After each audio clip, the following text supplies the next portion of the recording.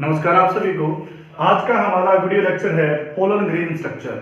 तो इस video lecture के अंदर हम आपको बताएंगे कि पोलन ग्रेन का जो स्ट्रक्चर है वो कैसा होता है जब एक पोलन ग्रेन पोलन सैक के अंदर न्यूली सिंथेसाइज होता है, जब वो नया नया बनता है तब उसका जो स्ट्रक्चर है वो किस तरह का होता है और उसकी मेच्योरिटी होने के बाद उसके स्ट्रक्चर के अंदर कौन से चेंजेस आते हैं। तो देखिए बोर्ड के ऊपर आपको जो डायग्राम दिखा रखा है, these are the structures of the pollen grains at the different stages। तो इसके अंदर क्या है, तो पोलन ग्रेन है क्या? Pollen grains are the haploid cell types.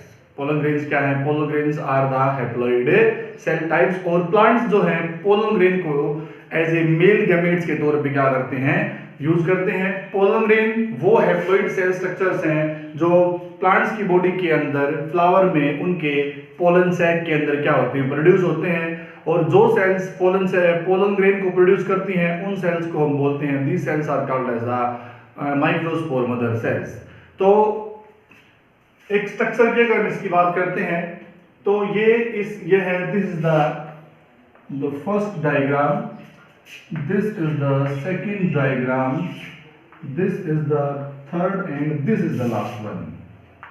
तो इन अलग अलग पोलन ग्रेन स्ट्रक्चर्स के अंदर हमने कुछ बदलाव इसके अंदर हमने करके दिखा रखे हैं। ये है वो पोलन ग्रेन जो बिल्कुल नया नया पोलन सैक के अंदर बना है, ये है कुछ टाइम बाद का, और ये है उसके कुछ टाइम बाद का, ये है फुली मैच्योरिटी वाला। तो अलग अलग कंडीशंस के अंदर तो जैसे जैसे पोलन ग्रेन की मैच्योरिटी होती है, मैच्योरिटी होने के साथ साथ पोलन ग्रेन के स्ट्रक्चर्स के अंदर कुछ बदलाव भी आते हैं। तो देखिए इसमें क्या है, तो ये फर्स्ट डायग्राम जो आपको दिखा रखा है, ये फर्स्ट वाला जो डायग्राम है, ये पोलन ग्रेन का एक ऐसा स्ट्रक्चर आपको दिखा रखा है when pollen grain is newly synthesised. जब एक पोलन ग्रेन बिल्कुल नया नया बनता है तब उसके स्ट्रक्चर के अंदर कौन सी चीजें होती हैं वो इसके अंदर आपको इंक्लूड करके दिखा रखी हैं। तो देखिए इसमें क्या है, एक पोलन ग्रेन आपको मैंने बताया pollen grain is a haploid cell type. Pollen grain जो है एक तरह की हैप्लॉइड सेल टाइप होती है और प्लांट जो है पोलन ग्रेन को एक मेल गैमेट के तौर पे क्या करते हैं, उसको यूज करते हैं। तो देखिए इसके स्ट्रक्चर के अंदर क्या क्या चीजें इसके अंदर इंक्लूड हो रखी हैं। तो outerly pollen grain is covered by two cell wall. बाहर से पोलन ग्रेन जो है वो दो अलग अलग सेल वॉल के द्वारा क्या होता है, कवर होता है। Its outer cell wall is known as the exine and its inner cell wall is called as the intine. Pollen grain के बाहर सेल वॉल दो होती हैं, इसके बाहर वाली सेल वॉल को हम क्या बोलते हैं, it is called as the exine, और इसके अंदर वाली सेल वॉल को हम क्या बोलते हैं, it is called as the intine. Intine के अंदर की तरफ सेल मेम्ब्रेन भी प्रेजेंट होती है, लेकिन वो डायग्राम के अंदर हमने आपको इंक्लूड करके नहीं दिखा रखी। तो आपको मैंने क्या बताया, पोलन ग्रेन जो है आउटरली बाहर से वो दो स्ट्रक्चर्स के द्वारा, दो सेल वॉल के द्वारा कवर्ड होता है। Its outer cell wall is called as the exine and its inner cell wall is known as the intine. तो जो एक्साइन है, अगर हम सबसे पहले हम पढ़ेंगे एक्साइन के बारे में, एक्साइन क्या होती है। तो एक्साइन क्या है, it is the outer cell wall layer of the pollen grain. Exine pollen grain के सबसे आउटर सेल वॉल है। अगर इसकी केमिकल कंपोजिशन की अगर हम बात करते हैं, जो एक्साइन है वो केमिकली किस तरह की केमिकल से मिलकर बनी होती हैं तो हम आपको बताएंगे। तो exine is made up of a special type of chemical called as the sporopollenin. देखो जो एक्साइन के नीचे हमने आपको लिख के दिखा रखा है, एक्साइन क्या है, it is made up of sporopollenin. क्योंकि ना स्पोरोपोलेनिन एक बहुत ही स्पेशल टाइप का केमिकल है, और इसको स्पेशल टाइप का हमने क्यों बोला है, क्योंकि ना देखो जब एंथर के अंदर पोलन ग्रेन बनते हैं ना, एंथर के अंदर बनने के बाद जब पोलन ग्रेन्स की मैच्योरिटी होती है, जब एंथर का डेहिसेंस होता है, तो एंथर के डेहिसेंस होने के बाद जो मैच्योर्ड पोलन ग्रेन्स होते हैं वो एंथर को छोड़ के क्या करते हैं, उससे बाहर निकल जाते हैं and they get dispersed in air through to different sides. क्योंकि एंथर के डेहिसेंस होने के बाद, मतलब एंथर की मैच्योरिटी होने के बाद जब एंथर की साइड वॉल फटती है तो इस प्रोसेस को हम क्या बोलते हैं, it is called as the dehiscence of an anther. तो जब एंथर का डेhiscence होता है तो उसके अंदर मौजूद जो मैच्योर्ड पोलन ग्रेन्स हैं वो एंथर से बाहर निकल जाते हैं और फिर वो हवा के द्वारा, पानी के द्वारा क्या करते हैं, they migrate from one place to the another place.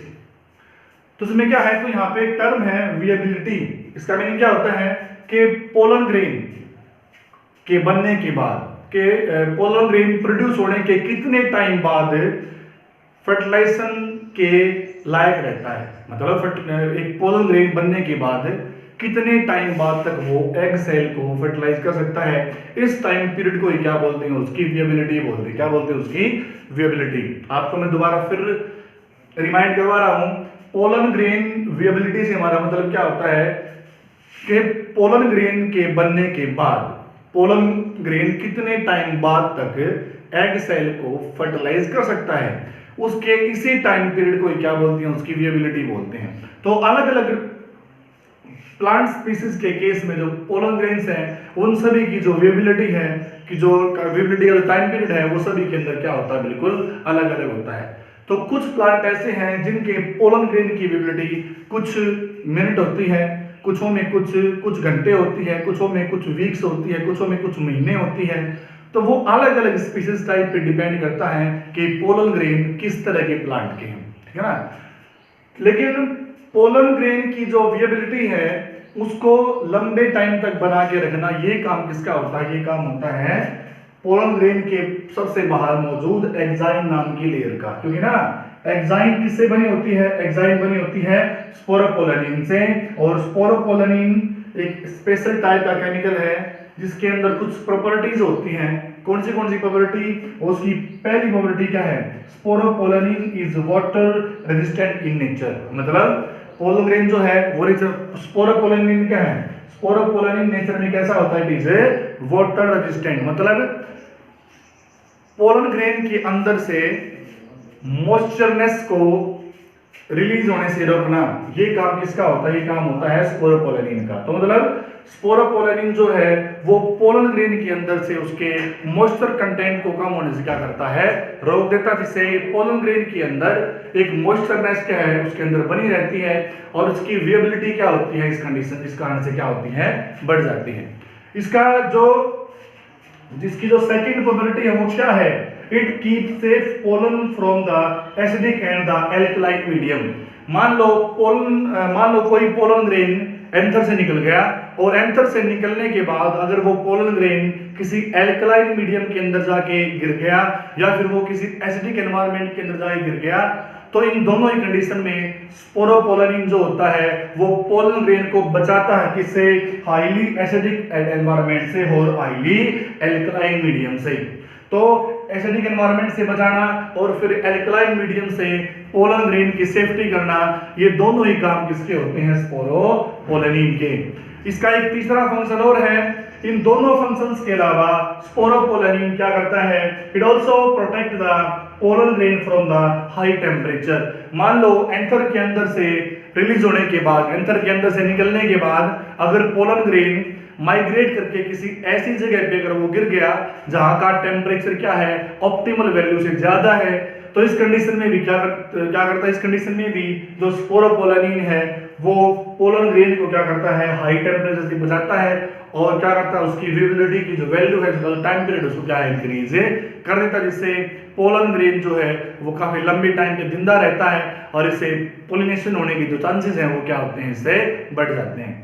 तो ये था, it is the function of the exine.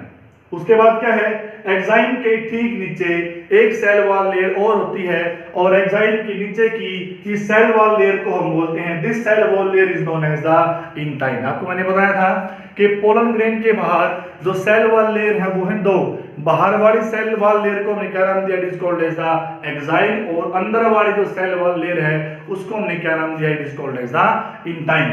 Exine किससे बनी होती है, it is made up of the sporopollenin. तो अगर हम इंटाइन की बात करते हैं तो अंदर वाली सेल वॉल लेयर को हम क्या बोलते हैं, it is called as the intine. Exine की तरह इंटाइन जो है वो स्पोरोपोलेनिन से मिलके नहीं बनी होती, ये इंटाइन जो होती है वो पेक्टिन और सेलुलोज नाम के दो केमिकल से मिलके बनी होती है, इसलिए पेक्टिन और सेलुलोज दोनों को मिला के हमने क्या लिखा हुआ है, it is called as the pectocellulose. तो we can say that intine is the inner cell wall layer of the pollen grain and it is made up of a chemical which is known as the पेप्टोसेल्यूलोज। तो exine की तरह intine भी जो होती है वो pollen grain की production के अंदर काम आती है, साथ में इसका एक फंक्शन और होता है। तो पोलन ग्रेन की मैच्योरिटी जब स्टिग्मा के ऊपर होती है ना, तो स्टिग्मा के ऊपर जब पोलन ग्रेन की मैच्योरिटी होती है तो उस दौरान पोलन ग्रेन जो है वो पोलन ट्यूब को प्रोड्यूस करता है। किसको प्रोड्यूस करता है? पोलन ट्यूब को प्रोड्यूस करता है। तो उस दौरान पोलन ट्यूब को प्रोड्यूस करने में भी इंटाइन का बहुत बड़ा रोल होता है, क्योंकि ना इंटाइन ही अपने आप को क्या करती है, थोड़ा एक्सटेंड कर लेती है, थोड़ा आगे बढ़ा लेती है, और इंटाइन के एक्सटेंड होने पर ही क्या बनती है? पोलन ट्यूब बनती है। ये फंक्शन इसका हो गया। इंटाइन जो है पेप्टोसेल्यूलोज से मिलकर बनी होती है, ये प्रोडक्शन के अंदर काम आती है। साथ में जब पोलन ग्रेन का जर्मिनेशन स्टिग्मा की सरफेस के ऊपर होता है तो उस दौरान जो इंटाइन है वो पोलन ट्यूब के बनने में भी क्या आती है? काम आती है। अब हम इसके अंदर बाकी स्ट्रक्चर की अगर हम बात करें तो हमने एक्साइन के बारे में पढ़ लिया, हमने इंटाइन के बारे में पढ़ लिया। अब हम पढ़ेंगे इसके और इंटरनल पार्ट्स के बारे में। तो आप देखो इसमें देख रहे हो यह है साइटोप्लाज्म। तो इसका मीनिंग क्या है? पोलन ग्रेन क्योंकि एक तरह की सेल है, तो सेल होने के कारण क्या है, पोलन ग्रेन के अंदर एक स्पेशल टाइप का फ्लूइड भी भरा होता है, और इस स्पेशल टाइप के फ्लूइड को हम क्या बोलते हैं? It is called as the cytoplasm. तो पोलन ग्रेन के साइटोप्लाज्म के अंदर एक लार्ज साइज्ड वैक्यूल इसमें एग्जिस्ट करती है, साथ में इसके अंदर इसका न्यूक्लियस होता है, और साथ में और भी बहुत सारे मिनरल और न्यूट्रिएंट्स होते हैं जो पोलन ग्रेन की हेल्प करते हैं स्टिग्मा की सरफेस के ऊपर जर्मिनेट होने में। तो इसमें क्या है, तो साइटोप्लाज्म का आपको मैंने बता दिया, और साइटोप्लाज्म एक तरह का मीडियम भी है जिसके अंदर अलग अलग तरह की जो केमिकल एक्टिविटीज हैं, बहुत सारे लाइफ प्रोसेस जो होते हैं वो साइटोप्लाज्म के अंदर क्या होते हैं? कंडक्ट होते हैं। तो इसके बाद क्या है, ये आपको दिखा रखी मैंने वैक्यूल दिखा रखी है। वैक्यूल का फंक्शन आपको पता भी हो, अलग अलग सेल टाइप के अंदर वैक्यूल जो होती है वो अलग अलग फंक्शन को परफॉर्म करने में क्या आती है? काम आती है। वैक्यूल जनरली काम आती है in the storage of the gases, in the storage of the food material, और कई बार ये सेल के अंदर की पीएच वैल्यू को भी क्या करती है? मेंटेन रखने में क्या आती है? काम आती है। लेकिन जनरली प्लांट सेल के केस में वैक्यूल का जो काम होता है वो सिर्फ दो होते हैं। तो क्या, एक तो ये गैसेस स्टोर के अंदर काम आती है, साथ में एक ये उनके अंदर की जो पीएच वैल्यू है उसको मेंटेन करने में भी क्या आती है? ये काम आती है। अगर बात करते हैं तो एक्साइन की को देखो आप, एक्साइन सबसे बाहर की सेल वाल लेयर है। एक्साइन क्या है? एक्साइन का एक हिस्सा ऐसा होता है जहां पे स्पोरोपोलिन प्रेजेंट नहीं होता। क्या बताया मैंने आपको? अब एक्साइन जो लेयर है सबसे बाहर की आउटर वॉल लेयर है, एक्साइन किससे बनी होती है? स्पोरोपोलिन से बनी होती है। लेकिन एक्साइन के ऊपर एक्साइन का एक हिस्सा ऐसा होता है जिस हिस्से के अंदर स्पोरोपोलिन प्रेजेंट नहीं होता। मतलब एक्साइन के जिस हिस्से के अंदर स्पोरोपोलिन प्रेजेंट नहीं होता, एक्साइन लेयर का वो हिस्सा थोड़ा कमजोर होता, थोड़ा वीक होता है, और उस वीक पार्ट को हम बोलते हैं जर्मपोर। क्या बोलते हैं उसको? हमें जर्मपोर बोलते हैं। क्या मीनिंग क्या है? जर्मपोर पोलन ग्रेन की सरफेस के ऊपर मौजूद एक ऐसी स्पेशल टाइप की पोर है जो कि क्या काम आती है?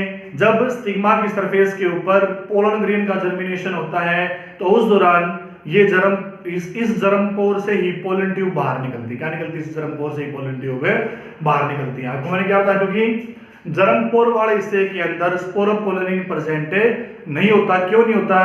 क्योंकि उस जगह का कमजोर होना, उस जगह का काफी थिन, काफी पतला होना काफी जरूरी होता है, ताकि पोलन ग्रेन के जर्मिनेशन के दौरान पोलन ट्यूब जो है वो जर्मपोर के थ्रू आसानी से क्या हो सके? बाहर निकल सके। ये काम किसका होता है? जर्मपोर का। और जर्मपोर कहाँ प्रेजेंट होती है? ये एक्साइन नाम की लेयर के ऊपर प्रेजेंट होती है। तो आपको मैंने बता दिया एक्साइन के बारे में, इंटाइन के बारे में, एक्साइन के ऊपर मौजूद जर्मपोर के बारे में, साइटोप्लाज्म के बारे में, इसकी वैक्यूल के बारे में। अब बारी किसकी आती है? न्यूक्लियस की बारी आती है। किसकी बारी आती है? अब न्यूक्लियस की। तो आपको मैंने स्टार्टिंग में बताया था पोलन ग्रेन क्या है। Pollen grain is a haploid cell type, क्योंकि पोलन ग्रेन एक तरह का गैमेट है, मेल गैमेट है, और गैमेट जो होते हैं वो हमेशा नेचर में हैप्लॉइड ही होते हैं। तो उसका मीनिंग क्या है, तो पोलन ग्रेन के पास पोलन ग्रेन का जो न्यूक्लियस है ये भी नेचर में कैसा है, it is a haploid nucleus. इसमें क्या है, आप यहाँ पे सिंपली देख पा रहे हो कि ये है वो पोलन ग्रेन जो सेल के अंदर अभी बिल्कुल नया नया, जो पोलन सैक के अंदर अभी बिल्कुल नया नया बना है इसके पास है। और जब एक पोलन ग्रेन बिल्कुल नया नया बनता है तब उस नए नए बने पोलन ग्रेन के अंदर न्यूक्लियस जो होता है वो सिर्फ एक होता है। लेकिन धीरे धीरे जब पोलन ग्रेन की मैच्योरिटी होती है तो मैच्योरिटी के दौरान पोलन ग्रेन के स्ट्रक्चर्स के अंदर क्या आते हैं, कुछ काफी सारे बदलाव आते हैं। और वो बदलाव क्या आते हैं, देखो उसमें क्या है, तो पहले स्ट्रक्चर के अंदर आपको मैंने बता दिया इसमें क्या क्या दे रखा है। तो इस दूसरे स्ट्रक्चर के अंदर देखो आप, इस स्ट्रक्चर में और इस स्ट्रक्चर के अंदर क्या है, दोनों में आपको कुछ डिफरेंस देखने को मिला। डिफरेंस क्या मिलेगा आपको, देखो हमने क्या नोट किया, तो जब पोलन ग्रेन की मैच्योरिटी होती है ना, मैच्योरिटी के दौरान क्या होता है, इस न्यूक्लियस के अंदर डिवीजन होता है। अभी तो ये न्यूक्लियस सिर्फ कितना है, एक है, लेकिन थोड़े टाइम के बाद इस न्यूक्लियस के अंदर क्या होता है, डिवीजन होता है। क्या होता है इसके अंदर, डिवीजन। डिवीजन भी कौन सा, माइटोसिस। डिवीजन कौन सा होता है, सिंपली माइटोसिस डिवीजन होता है। और माइटोसिस के जरिए इस न्यूक्लियस का डिवीजन होता है और ये न्यूक्लियस अपने आप को डिवाइड करवा लेता है और डिवाइड होने से एक न्यूक्लियस से दो न्यूक्लियस बन जाते हैं। क्या बनते हैं, एक न्यूक्लियस से कितने न्यूक्लियस बन गए, दो न्यूक्लियस बन गए। एक न्यूक्लियस तो बन गया ये और एक न्यूक्लियस बन गया ये। कहने मीनिंग क्या था, स्टार्टिंग में था न्यूक्लियस एक, लेकिन मैच्योरिटी के टाइम पे क्या हो गया, इस न्यूक्लियस के अंदर क्या हो गया, डिवीजन। और डिवीजन होने पर क्या हो गया, एक न्यूक्लियस के कितने हिस्से बन गए, दो हिस्से बन गए। तो एक न्यूक्लियस तो दिखा रखा है ऊपर की तरफ दिखा रखा है और एक न्यूक्लियस दिखा रखा है कहां पे, नीचे की तरफ। याद रखो, जो न्यूक्लियस ऊपर की तरफ दिखा रखा है, इस ऊपर वाले न्यूक्लियस को क्या बोलते हैं, this nucleus is known as the vegetative nucleus. क्या बोला हमने इसको, it is called as the vegetative nucleus. और जबकि दूसरे न्यूक्लियस को क्या बोलेंगे, सेकंड न्यूक्लियस है ये रहा। इस न्यूक्लियस को हम नाम दे देंगे, this nucleus is known as the generative nucleus. This nucleus is known as the generative nucleus. तो स्टार्टिंग में क्या था, न्यूक्लियस सिर्फ एक था, लेकिन मैच्योरिटी के दौरान क्या था, एक न्यूक्लियस से कितने न्यूक्लियस बन गए, दो बन गए। दोनों में से इस ऊपर वाले को क्या बोल दिया, this upper nucleus is known as the vegetative nucleus and this nucleus is known as the generative nucleus। इसका मीनिंग क्या है, एक सिंगल पोलन ग्रेन के अंदर अब न्यूक्लियस कितने बन चुके हैं, दो। अब इसमें क्या है, याद रखो, जनरेटिव न्यूक्लियस के चारों तरफ इसकी सेपरेट साइड वॉल बन जाती है। क्या बताया मैंने आपको, जनरेटिव न्यूक्लियस के बनने के बाद जनरेटिव न्यूक्लियस के चारों तरफ क्या बन जाती है, इसकी एक सेपरेट साइड वॉल कवरिंग बन जाती है। इसका मतलब ये जनरेटिव न्यूक्लियस वाला जो हिस्सा है ये एक अलग सेल की फॉर्म में क्या है, डेवलप हो जाता है। और जिस हिस्से के अंदर वेजिटेटिव न्यूक्लियस प्रेजेंट है ये हिस्सा भी एक अलग सेल की फॉर्म में क्या होता है, डेवलप हो जाता है। आप इतना बोल सकते हो, पोलन ग्रेन का वो हिस्सा, कौन सा हिस्सा, जिस हिस्से के अंदर क्या प्रेजेंट है ये वेजिटेटिव न्यूक्लियस, उस हिस्से को बोलते हैं, it is called as the vegetative cell. और जिस हिस्से के अंदर प्रेजेंट कौन सा न्यूक्लियस हमारा, जनरेटिव न्यूक्लियस, उस हिस्से को हम बोलते हैं, it is called as the generative cell. क्या बोलेंगे, it is called as the generative cell. ये दिखा रखी है आपको सिंपली, वैक्यूल का फंक्शन मैं आपको क्या पहले ही आपको बता चुका हूं। उसके बाद इसमें देखो आप, इसके बाद हम देखेंगे ये थर्ड डायग्राम देखेंगे। क्या देखेंगे, हमारा थर्ड डायग्राम। तो इस तीसरे डायग्राम के अंदर पोलन ग्रेन के स्ट्रक्चर के अंदर क्या क्या बदलाव आया है वो मैं आपको बताऊंगा। देखिए, पहले वाले डायग्राम में पोलन ग्रेन के अंदर न्यूक्लियस था कितना, सिर्फ एक। दूसरे में क्या हो गया, इसका डिवीजन हो गया, न्यूक्लियस कितने बन गए, दो। एक वेजिटेटिव, दूसरा कौन सा बन गया, हमारा जनरेटिव। अब तीसरे डायग्राम के अंदर क्या बदलाव आता है हम ये नोट करेंगे। तो इस थर्ड डायग्राम के अंदर आप देख पा रहे हो, इसमें क्या है, इसमें वेजिटेटिव न्यूक्लियस और जनरेटिव न्यूक्लियस के बीच में, मतलब वेजिटेटिव सेल के बीच में और जनरेटिव सेल के बीच में एक क्रॉस वॉल बन गई। क्या बन गई, एक क्रॉस वॉल, जिसने जनरेटिव सेल को और वेजिटेटिव सेल को बिल्कुल कंप्लीटली अलग कर दिया, और इस वाल को हम बोलते हैं, it is known as the callose wall. क्या बोलेंगे इसको? It is called as the callose wall. तो क्या हो गया? जनरेटिव सेल के बीच में और इस वेजिटेटिव सेल के बीच में क्या बन गई? एक टिश्यू की क्रॉस वाल बन गई, और इस टिश्यू की इस क्रॉस वाल को हमने क्या नाम दिया? It is called as the callose wall. तो यहाँ पे एक चेंज तो क्या आया सेकंड डायग्राम से थर्ड डायग्राम में? एक चेंज क्या आया कि सेकंड डायग्राम में कैलोज वाल फॉर्मेशन अभी तक नहीं हुआ था, जबकि थर्ड डायग्राम में क्या है? कैलोज वाल फॉर्मेशन क्या है? हो चुका है। और थर्ड डायग्राम में कैलोज वाल फॉर्मेशन के साथ साथ एक चेंज और आया है, और वो चेंज क्या आया है? याद रखो, सेकंड डायग्राम में जनरेटिव न्यूक्लियस था एक, लेकिन इस थर्ड डायग्राम में जनरेटिव न्यूक्लियस का हो गया, ये इसमें आपको दो दिखा दिए गए, क्योंकि जब पोलन ग्रेन इस कंडीशन से इस कंडीशन के अंदर आता ना, तो इस दौरान जनरेटिव न्यूक्लियस के अंदर एक बार और माइटोसिस होता है। क्या होता है? इसके अंदर एक बार और माइटोटिक डिवीजन, और माइटोटिक डिवीजन के जरिए जनरेटिव न्यूक्लियस से क्या होता है? एक न्यूक्लियस से दो न्यूक्लियस बन जाते हैं, और जनरेटिव न्यूक्लियस के द्वारा बनाए गए इन दोनों न्यूक्लियस को हम जनरली क्या बोलते हैं? Both of these nuclei are generally known as the male gametes. They are known as the male gametes. याद रखो इसमें आप वेजिटेटिव न्यूक्लियस जो है वो पोलन ग्रेन के अंदर मेल गैमेट के तौर पे काम है नहीं आएगा। पोलन ग्रेन के अंदर ये दो nuclei as a male gamete के तौर पे काम आएंगे। कौन से दो न्यूक्लियाई? जो दो न्यूक्लियाई जनरेटिव न्यूक्लियस ने बनाए हैं। तो यहां से आप क्या समझ गए? एक सिंगल पोलन ग्रेन के अंदर मेल गैमेट कितने होते हैं? दो होते हैं। कितने मेल गैमेट होते हैं? दो। हालांकि पोलन ग्रेन को हम क्या बोलते हैं? मेल गैमेट बोलते हैं, लेकिन पोलन ग्रेन के अंदर जनरेटिव न्यूक्लियस ने जो ये दो न्यूक्लियस और बनाए हैं, एक्चुअल में इन दोनों न्यूक्लियाई को हम क्या बोलते हैं? They are called as the male gametes. मतलब एक सिंगल पोलन ग्रेन जो होता है वो दो मेल गैमेट को रखता है। कितना होता है? एक सिंगल पोलन ग्रेन के अंदर कितने मेल गैमेट होते हैं? एक सिंगल पोलन ग्रेन के अंदर दो मेल गैमेट्स होते हैं। हो गया? तो ये हमने आपको तीसरे डायग्राम तक समझा दिया। तो आगे हमारा जो लास्ट डायग्राम है वो कौन सा? भी इस फोर्थ स्ट्रक्चर के अंदर आपको पोलन ग्रेन के स्ट्रक्चर के अंदर काफी सारे बदलाव देखने को मिल रहे हैं।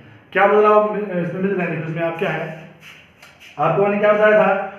एक्साइन जो लेयर है ना, एक्साइन के पास जर्म पोर है। एक्साइन के पास क्या है? जर्म पोर। देखो ये डायग्राम कब तक का है? ये पोलन ग्रेन का जो स्ट्रक्चर है वो इस तरह का तब तक रहता है, कब तक है? जब तक ये पोलन ग्रेन किसी स्टिग्मा की सरफेस के ऊपर जाके लैंड नहीं होता।